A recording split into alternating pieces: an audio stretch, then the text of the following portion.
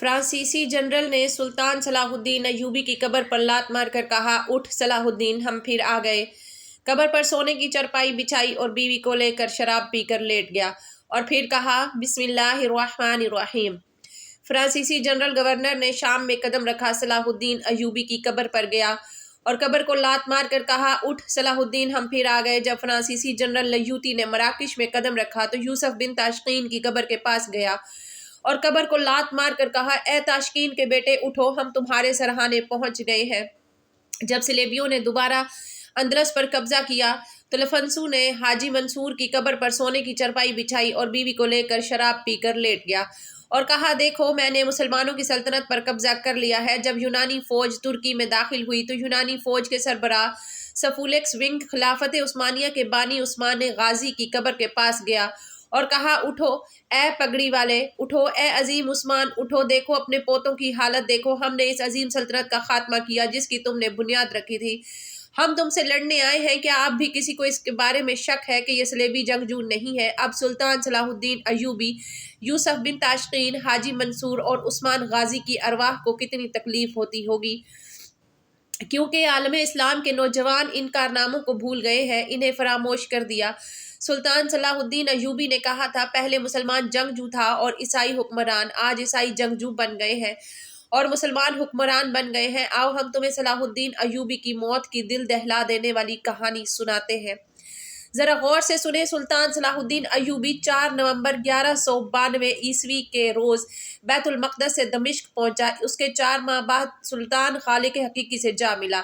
دمشق پہنچنے سے وفات تک آنکھوں دیکھا حال غازی بہاؤالدین شداد کے الفاظ میں پیش کیا جاتا ہے۔ اس کے بچے دمشق میں تھے۔ اس نے سستانے کے لیے شیر کو پسند کیا اور اس کے بچے اسے دیکھ کر تو خوش ہوئے ہی تھے۔ دمشق اور گرد و نواح کے لوگ اپنے فاتح سلطان کو دیکھنے کے لیے ہجوم در ہجوم آ گئے۔ سلطان صلاح الدین ایوبی نے اپنی قوم کی بے تابانہ عقیدت مندی دیکھی تو اگلے ہی روز 5 نومبر بروز جمعرات دربار عام منعقد کیا، جس میں سلطان کو ملنے اور اگر کسی کو کوئی شکایت ہو تو بیان کرنے کی ہر کسی کو اجازت تھی۔ مرد، عورتیں، بوڑھے، بچے، امیر، غریب، حاکم اور عوام سلطان صلاح الدین ایوبی سے ملنے جمع ہو گئے۔ شاعروں نے اس تقریب میں سلطان کی شان میں نظمیں سنائی۔ سلطان صلاح الدین ایوبی کو مسلسل جہاد اور سلطنت کی مصروفیت کو نہ دن میں کبھی چین لینے دیا، نہ راتوں کو اطمینان کی نیند سونے دیا۔ وہ جسمانی طور پر بھی نڈھال ہو چکا تھا اور ذہنی طور پر بھی تھکے ہوئے اعصاب کو تازہ دم کرنے کے لیے اس نے دمشق کے علاقے میں ہرنوں کے شکار کو مشغلہ بنا لیا تھا اور اپنے بھائیوں اور بچوں کے ساتھ شکار کھیلا کرتا تھا۔ اس کا ارادہ تھا کہ کچھ روز آرام کر کے مصر چلا جائے گا، مگر دمشق میں بھی سرکاری کاموں نے اس کا پیچھا نہ چھوڑا۔ میں اس وقت بیت المقدس میں وزیر تھا۔ ایک روز دمشق سے مجھے سلطان صلاح الدین ایوبی کا خط ملا۔ اس نے مجھے دمشق میں بلایا تھا۔ میں فوراً روانہ ہونے لگا، مگر مسلسل موسلا دھار بارش میں 19 روز بعد بیت المقدس سے نکل سکا۔ میں 23 محرم الحرام بروز جمعہ وہاں سے روانہ ہوا اور 22 صفر بروز منگل دمشق پہنچا۔ اس وقت سلطان صلاح الدین ایوبی کو میری آمد کی اطلاع دی گئی۔ اس نے مجھے فوراً اپنے خاص کمرے میں بلایا۔ میں جب اس کے سامنے گیا تو وہ بازو پھیلا کر اٹھا اور مجھ سے بغل گیر ہو گیا۔ میں نے اس کے چہرے پر ایسا اطمینان اور سکون کبھی نہیں دیکھا تھا۔ اس کی آنکھوں میں آنسو تیرنے لگے۔ اگلے روز اس نے مجھے بلایا اور اس کے خاص کمرے میں پہنچا تو اس نے مجھ سے پوچھا کہ ملاقات کے کمرے میں کون لوگ بیٹھے ہیں۔ میں نے اسے بتایا کہ اس کا بیٹا ملک الافضل، چند ایک امراء اور بہت سے دوسرے لوگ آپ کی ملاقات کے لیے بیٹھے ہیں۔ اس نے جمال الدین اقبال سے کہا کہ ان لوگوں سے میری طرف سے معذرت کر کے کہہ دو کہ آج میں کسی سے نہیں مل سکوں گا۔ اس نے میرے ساتھ کچھ ضروری باتیں کی اور میں چل آیا۔ دوسرے دن اس نے مجھے الصبح بلایا۔ میں گیا تو وہ اپنے باغیچے میں بیٹھا اپنے بچوں کے ساتھ کھیل رہا تھا۔ اس نے پوچھا کہ ملاقات کے کمرے میں کوئی ملاقاتی ہے۔ اسے بتایا گیا کہ فرنگیوں کے ایلچی آئے بیٹھے ہیں۔ سلطان صلاح الدین ایوبی نے کہا کہ فرنگی ایلچیوں کو بھیج دو۔ اس کے بچے وہاں سے چلے گئے۔ اس کا سب سے چھوٹا بچہ امیر ابو بکر، جس سے صلاح الدین ایوبی کو بہت پیار تھا، وہیں رہا۔ جب فرنگی آئے تو بچے نے ان کے بغیر داڑھیوں کے چہرے اور ان کا لباس دیکھا تو بچہ ڈر کر رونے لگا۔ بچے نے بغیر داڑھی کے کبھی کوئی انسان نہیں دیکھا تھا۔ سلطان صلاح الدین ایوبی نے فرنگیوں سے معذرت کی کہ ان کے حلیے کو دیکھ کر بچہ رو پڑا ہے، مگر سلطان نے بچے کو اندر بھیجنے کی بجائے فرنگیوں سے کہا وہ آج ان سے نہیں مل سکے گا۔ اس نے انہیں بغیر بات چیت کیے رخصت کر دیا۔ ان کے جانے کے بعد اس نے کہا جو کچھ پکا ہے لے آؤ۔ ان کے آگے ہلکی پھلکی غذا رکھی گئی جس میں کھیر بھی تھی۔ اس نے بہت تھوڑا کھایا۔ میں نے محسوس کیا कि जैसे उसकी भूख मर चुकी हो। मैंने उसके साथ खाना खाया। उसने बताया कि वो मुलाकातें कम कर रहा है क्योंकि वो बदहज़मी और कमज़ोरी महसूस करता है। खाने के बाद उसने मुझसे पूछा, हाजी वापस आ गए? मैंने उसे बताया कि रास्ते में कीचड़ ज़्यादा है, शायद कल तक हाजी आ जाए। सुल्तान ने कहा, हम उनके इस्तकबाल के लिए जाएंगे। ये कहकर उसने एक हाकिम को बुलाकर हुक्म दिया कि हाजी आ रहे हैं और रास्ते में कीचड़ और पानी है। फौरन आदमियों को भेजो और जिस रास्ते से हाजी आ रहे हैं उस रास्ते से कीचड़ और पानी साफ करवा दो।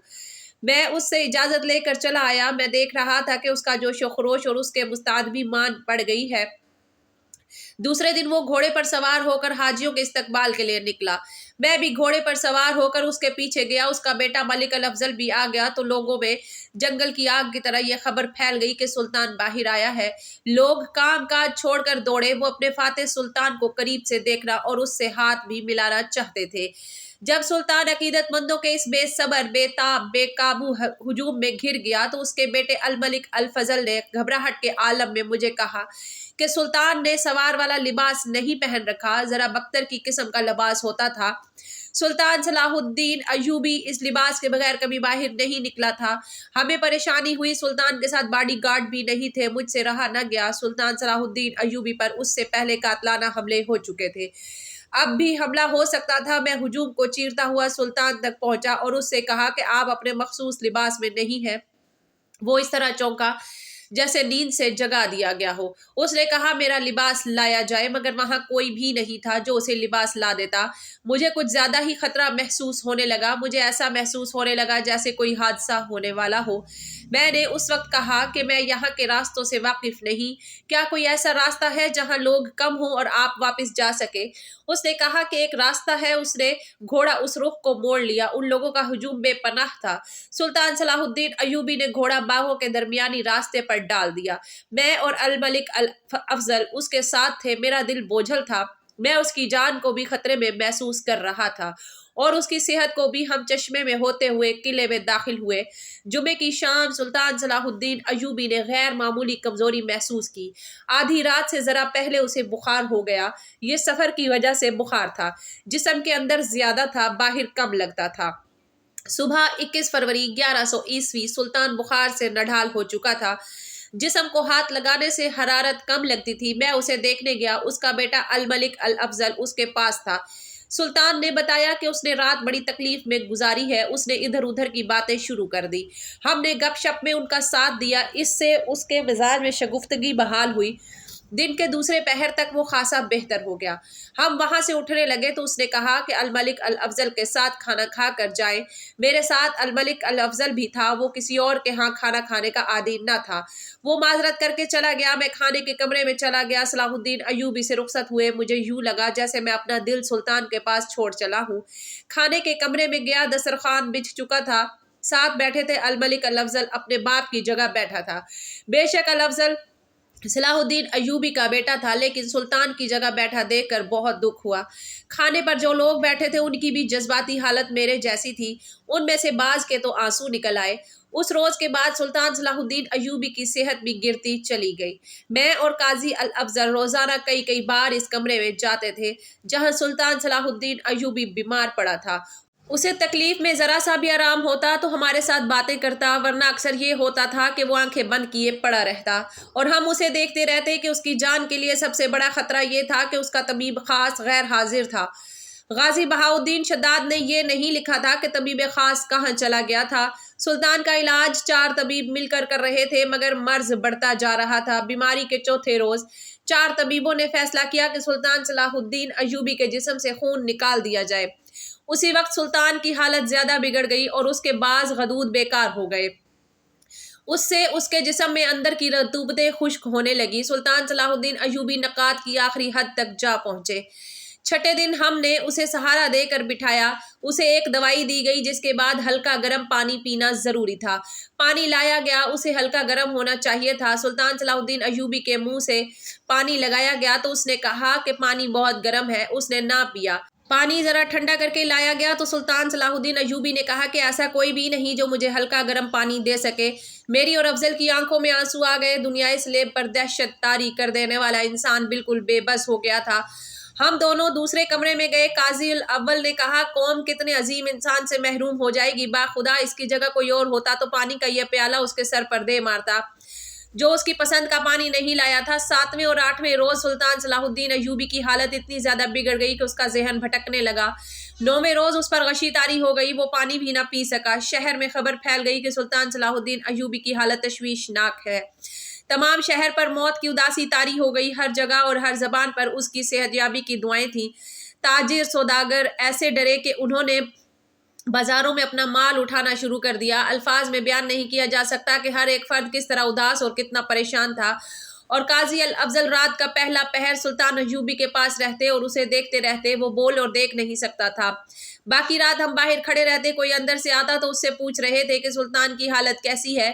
جب ہم صبح وہاں سے باہر نکلے تو باہر لوگوں کا ہجوم کھڑا دیکھتے۔ اب لوگ ہم سے پوچھنے سے بھی ڈرتے تھے کہ سلطان کی صحت کیسی ہے۔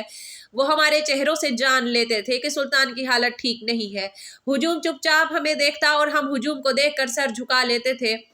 10ویں روز طبیبوں نے اسے آنتیں صاف کرنے والی دوا دی جس سے اسے کچھ افاقہ ہوا۔ اس کے بعد جب سب کو پتہ چل گیا کہ سلطان ایوبی نے جو کا پانی پیا ہے تو سب نے خوشی منائی۔ اس رات ہم چند گھنٹے اس کے پاس جانے کا انتظار کرتے رہے، لیکن محل میں چلے گئے جہاں جمال الدین اقبال بیٹھا تھا۔ اس سے صلاح الدین کی حالت پوچھی، وہ اندر چلا گیا اور توران شاہ سے پوچھ کر ہمیں بتایا کہ سلطان کے دونوں پھیپھڑوں میں نمی اور ہوا آنے جانے لگی ہے۔ ہم نے خدا کا شکر ادا کیا۔ ہم نے جمال الدین سے کہا خود جا کر دیکھو کہ باقی جسم پر پسینے کے آثار ہیں یا نہیں۔ اس نے اندر جا کر دیکھا، واپس آ کر بتایا کہ پسینہ بہت آ رہا ہے۔ ایک خوشخبری تھی۔ ہم سکون اور اطمینان سے چلے آئے۔ دوسرے دن منگل کا دن، سفر کی 26 تاریخ اور سلطان ایوبی کی علالت کا 11واں روز تھا۔ ہم سلطان کو دیکھنے گئے، اندر نہ جا سکے۔ ہمیں بتایا گیا کہ پسینہ اس قدر زیادہ نکل رہا ہے کہ بستر میں سے ہوتا ہوا فرش پر ٹپک رہا ہے۔ یہ خبر اچھی نہیں تھی۔ جسم کی رطوبت تیزی سے ختم ہو رہی تھی۔ طبیبوں نے حیرت سے بتایا جسم اندر سے خشک ہو جانے کے باوجود سلطان کے جسم میں ابھی توانائی موجود ہے۔ سلطان صلاح الدین کے بیٹے الملک الافضل نے دیکھا کہ سلطان کی صحت یابی کی کوئی امید نہیں رہی تو اس نے امراء اور وزراء سے حلف اور وفاداری لینے کا فوری انتظام کیا۔ اس نے تمام قاضیوں کو رضوان محل میں بلایا، انہیں کہا کہ میں حلف کا مسودہ تیار کریں جس میں صلاح الدین ایوبی جب تک زندہ ہے اس کی وفاداری کا حلف نامہ ہو اور ان کی وفات کے بعد الملک الافضل کی وفاداری کا۔ الافضل نے معذرت اور افسوس کا اظہار کرتے ہوئے کہا وہ ایسا حلف نامہ کبھی تیار نہیں کرتا، لیکن سلطان کی حالت تشویشناک مرحلے میں داخل ہو چکی ہے۔ حلف نامہ تیار ہو گیا۔ دوسرے دن حلف اٹھانے کے لیے متعلقہ امراء اور وزراء کو بلایا گیا۔ سب سے پہلے دمشق گورنر سعد الدین مسعود نے حلف اٹھایا، اس کے بعد نصر الدین آیا جو صہیون کا گورنر تھا۔ اس نے اس شرط پر حلف اٹھایا کہ جس قلعے کا وہ گورنر ہے وہ سلطان ایوبی کی وفات کے بعد اس کی یعنی نصر الدین کی ذاتی ملکیت سمجھا جائے گا۔ تمام امراء اور وزراء نے حلف لیا۔ 2-3 نے اپنی شرط منوا کر حلف اٹھایا۔ حلف نامے کے الفاظ یہ تھے: اس لمحے سے متحدہ مقصد کی خاطر الملک النصر صلاح الدین ایوبی کا وفادار رہوں گا۔ جب تک وہ زندہ ہے اس کی حکومت کو برقرار رکھنے کے لیے انتھک اور مسلسل کوشش کرتا رہوں گا۔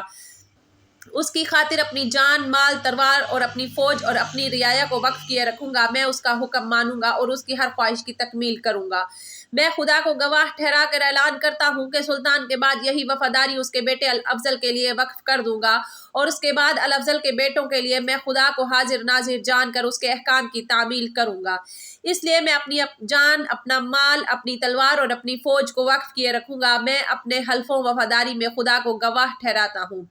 حلف ناموں کی دوسری شق یہ تھی کہ اگر میں اپنے حلف کی خلاف ورزی کروں تو میں حلفیہ تسلیم کرتا ہوں کہ صرف خلاف ورزی کی بنا پر میری بیویاں مطلقہ ہو جائیں، یعنی بیویاں میری نہیں رہیں گی اور مجھے تمام ذاتی سرکاری خادموں سے محروم کر دیا جائے گا اور مجھے لازم ہوگا کہ میں ننگے پاؤں یا پیادہ حج کعبہ کو جاؤں۔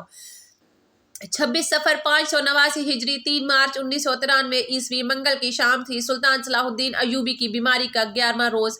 اس کی توانائی بالکل ختم ہو گئی اور امید دم توڑ گئی۔ رات کو ایسے وقت مجھے قاضی الافضل اور ابن زکی کو بلایا گیا جیسے پہلے کبھی نہیں بلایا گیا تھا۔ ابن زکی کا پورا نام عبد المعالی محمد معی الدین تھا اور ابن زکی کے نام سے مشہور تھا۔ حضرت عثمان کے خاندان سے تعلق رکھتا تھا۔ وہ قانون علم اور سائنس کا عالم تھا۔ صلاح الدین کا بہت احترام کرتا تھا۔ جب سلطان ایوبی نے یروشلم فتح کیا تو مسجد اقصی میں پہلے جمعے کا خطبہ دینے کے لیے سلطان ایوبی نے اسی کو منتخب کیا تھا۔ بعد بعد میں اسے دمشق کا قاضی مقرر کر دیا گیا۔ ہم گئے تو الملک الافضل نے کہا کہ ہم تینوں ساری رات اس کے ساتھ رہے۔ وہ سوگوار تھا اور گھبرایا ہوا بھی۔ قاضی الافضل نے اعتراض کیا اور کہا رات بھر لوگ باہر کھڑے سلطان کی صحت کی خبر سننے کا انتظار کرتے ہیں، اگر ہم ساری رات اندر رہے تو کچھ اور سمجھ لیں گے اور شہر میں غلط خبر پھیل جائے گی۔ الافضل سمجھ گیا۔ اس نے کہا ہم لوگ چلے جائیں ہماری بجائے۔ اس نے امام ابو جعفر کو اس مقصد کے لیے بلایا کہ اگر رات کو صلاح الدین پر نزع کا عالم طاری ہو جائے تو امام اس کے سرانے قرآن پڑھے گا۔ ہم وہاں سے آ گئے۔ اس کے بعد امام ابو جعفر نے سلطان ایوبی کی آخری رات کی جو روداد سنائی، اس نے بتایا کہ اس نے سلطان کے سرحانے قرآن خوانی کی۔ اس دوران سلطان پر کبھی غشی طاری ہو جاتی، کبھی ہوش میں آ جاتا اور کبھی اس کا ذہن بھٹک جاتا۔ آدھی رات کے بعد 27 صفر 589 ہجری 4 مارچ عیسوی کی تاریخ شروع ہو چکی تھی۔ امام جعفر نے بتایا میں 22ویں پارے کی سورۃ الحج پڑھ رہا تھا۔ میں نے جب پڑھا خدا ہی قادر ہے، برحق ہے اور وہ مردوں کو زندہ کر دیتا ہے اور وہ ہر چیز پر قدرت رکھتا ہے، تو میں نے سلطان صلاح الدین ایوبی کی ہلکی سی سرگوشی سنی، یہ سچ ہے، یہ سچ ہے، یہ اس کے آخری الفاظ تھے۔ اس کے فوراً بعد صبح کی اذان سنائی دی۔ میں نے قرآن بند کر دیا۔ اذان ختم ہوتے ہی سلطان صلاح الدین ایوبی نہایت سکون اور اطمینان سے اپنے خالق حقیقی سے جا ملا۔ امام ابو ذوف نے مجھے یہ بھی بتایا کہ اذان شروع ہوئی تو ایک آیت پڑھ رہا تھا، اللہ کے سوا کوئی معبود نہیں، ہم اسی سے مدد مانگتے ہیں۔ تو سلطان ایوبی کے ہونٹوں پر مسکراہٹ آ گئی، اس کا چہرہ دمک اٹھا اور اسی کیفیت میں اپنے خدا کے حضور گیا۔ میں جب پہنچا اس وقت صلاح الدین ایوبی فوت ہو چکا تھا۔ خلفائے راشدین کے بعد اگر قوم پر کوئی بھاری ضرب پڑی تو سلطان ایوبی کے انتقال کی تھی۔ قلعے، شہر، وہاں کے لوگوں اور دنیا بھر کے مسلمانوں پر غم کی ایسی گھٹا چھا گئی جو صرف خدا جانتا ہے یہ کتنی گہری تھی۔ میں نے لوگوں کو اکثر کہتے سنا کہ جو شخص سب سے زیادہ عزیز ہے اس کے لیے وہ اپنی جان قربان کر دیں گے، لیکن میں نے کبھی کسی کو جان قربان کرتے نہیں دیکھا تھا۔ البتہ میں قسم کھا کر کہتا ہوں کہ سلطان ایوبی کی زندگی کی آخری رات ہم سے کوئی پوچھتا کہ سلطان ایوبی کی جگہ کون جان قربان کرنے کو تیار ہے تو ہم میں سے بہت سے لوگ اپنی جان قربان کر کے سلطان ایوبی کو زندہ رکھتے۔ اس روز شہر میں جس کو بھی دیکھا بے اختیار آنسو بہاتے دیکھا کہ پھر شاعر کو مرثا سنانے کی اجازت نہ دی گئی۔ کسی امام، کسی قاضی اور کسی عالم نے لوگوں کو صبر کی تلقین نہ کی۔ جو خود رو رہے تھے، ہچکیاں لے رہے تھے۔ صلاح الدین ایوبی کے بچے روتے چیختے گلیوں میں نکل گئے۔ انہیں روتا دیکھ کر لوگ دھاڑے مار مار کر روتے تھے۔ ظہر کی نماز کا وقت ہو گیا۔ اس وقت صلاح الدین ایوبی کی میت کو آخری غسل دے کر کفن پہنایا جا چکا تھا۔ غسل عدالت کے ایک اہلکار نے دیا تھا۔ غسل کے لیے مجھے کہا گیا تھا مگر میرا دل اتنا مضبوط نہ تھا، میں نے انکار کر دیا۔ میت باہر لا کر رکھی گئی۔ جنازے پر جو کپڑا ڈالا گیا تھا وہ قاضی الافضل نے دیا تھا کہ سامنے رکھا گیا تو مردوں کی دھاڑیں اور عورتوں کی چیخوں سے آسمان کا جگر چاک ہونے لگا۔ دمشق کی عورتوں کے بین سنے نہیں جاتے تھے۔ قاسم محی الدین ذکی نے نماز جنازہ پڑھائی۔ میں کچھ نہیں بتا سکتا کہ جنازے میں کتنے لوگ تھے، البتہ یہ بتا سکتا ہوں کہ سب نماز جنازہ میں کھڑے تھے مگر نماز پڑھنے کی بجائے سب ہچکیاں لے رہے تھے اور بعض بے قابو ہو کے دھاڑے مار اٹھتے تھے۔ ارد گرد عورتوں کا بے اندازہ ہجوم بین کر رہا تھا۔ نماز جنازہ کے بعد میت باغیچے کے اس مکان میں رکھی گئی جہاں مرحوم نے علالت کے دن گزارے تھے۔ عصر کے کچھ دیر پہلے سلطان ایوبی کو قبر میں اتار دیا گیا۔ لوگ گھروں کو واپس گئے تو یوں لگتا تھا جیسے لاشوں کا ہجوم چلا جا رہا ہو۔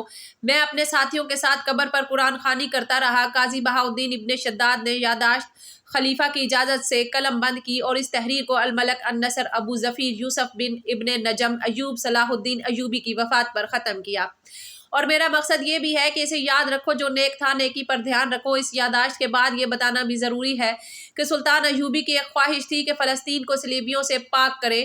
اس کی یہ خواہش پوری ہو گئی۔ اس کی دوسری خواہش یہ تھی کہ فتح فلسطین کے بعد حج ادا کرے، مگر اس کی یہ خواہش پوری نہ ہو سکی۔ اس کی وجہ اس کی بیماری نہیں تھی بلکہ اس کے پاس اتنے پیسے نہیں تھے، اس کی جیب خالی تھی۔ اللہ تعالیٰ سے دعا ہے کہ اللہ پھر سے کوئی صلاح الدین ایوبی پیدا فرما دے، آمین۔ ناظرین، کمنٹ باکس میں اللہ تعالیٰ کے ناموں میں سے ایک نام ضرور ٹائپ کریں۔